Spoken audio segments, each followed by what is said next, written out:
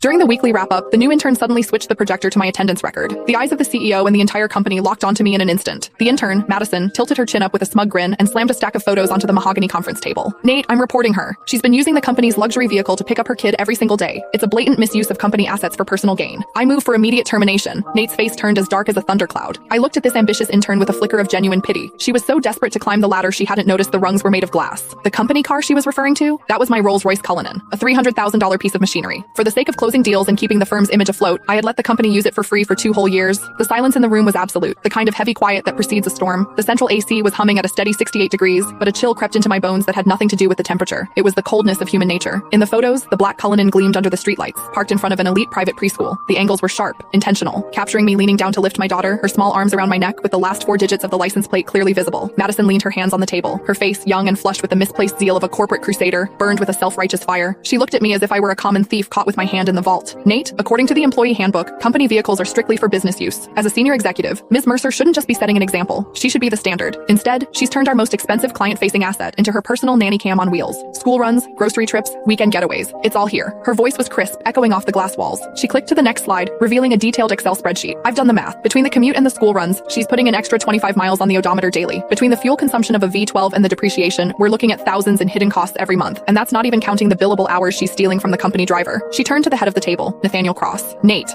was my college classmate. He was the founder of this firm. In the early days, when he couldn't even cover payroll, I was the one who dipped into my savings to keep the lights on. Later, when we needed to project an image of success to land the big fish, my 5-year-old BMW didn't cut it. Without a second thought, I brought in the Cullinan I'd bought myself as a 35th birthday present, a car I'd owned for less than a month. I told him back then, "Take it, use it. We need the clients to see we're already in their league." That temporary favor had lasted 2 years. I paid for the gas. I paid the insurance premiums. I covered the maintenance. Sometimes when the driver was overwhelmed, I even drove to JFK myself to pick up VIPs. Everyone in this building knew that car was mine, or at least they should have. But looking at Nate now, there was no defense in his eyes. His brow was furrowed, his fingers drumming rhythmically on the table, a nervous habit he had whenever he was weighing his own interests against someone else's. "Diana," Nate finally spoke. His voice was low, coated in a professional coldness that felt like a slap. "The evidence Madison provided, is it true?" I stared at him, my heart skipping a beat. "Is it true?" 2 years ago, when he begged me for the car to save face, he said, "Diana, I'm so sorry to ask this of you. As soon as we're in the black, I'll buy you a brand new one." 1 year ago, when the cash flow dried up, I used that car as collateral for a bridge loan so he could pay his staff. He told me then, "Diana, this car is the company's lifeline. It's your badge of honor." And now, he was asking me if it was true. I scanned the room. George, the sales manager, had used that very car last week to pick up his mother-in-law from the hospital, bragging on Instagram about company perks. Now he kept his head down, intently studying his legal pad. Sarah from HR, who asked for the keys every other month for supplies but really just wanted to cruise with her boyfriend, was looking at me with a sneer as if I were a white-collar criminal. It turns out that in the face of profit, kindness isn't just cheap, it's invisible. "What do you think, Nate?" I asked. My voice was calmer than I expected. Nate avoided my gaze. "The photos speak for themselves. Diana, you've been with us since the beginning, and we're friends.